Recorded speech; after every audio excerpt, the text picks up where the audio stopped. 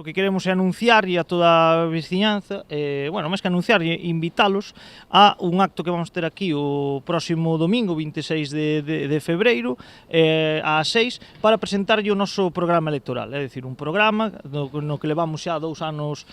traballando, que ven de falar con diferentes asociacións, clubs e, sobre todo, de falar moito cos veciños, é dicir, ao final é un programa que creemos que é o que lle fai falta ao noso municipio. Segundo explicaron, o programa da formación basearase en 3 eixos fundamentais: o fomento da actividade comercial, o turismo e a aposta polo rural, un dos esquecidos na maioría dos programas dos outros partidos. Moitos dos que vamos na lista non somos do centro, vamos a dicir desa maneira, vivimos no que é un pouco nas parroquias, o mantemento tanto das infraestructuras que hai nas parroquias, xa pode ser un parque, unha fonte ou calquera outra historia,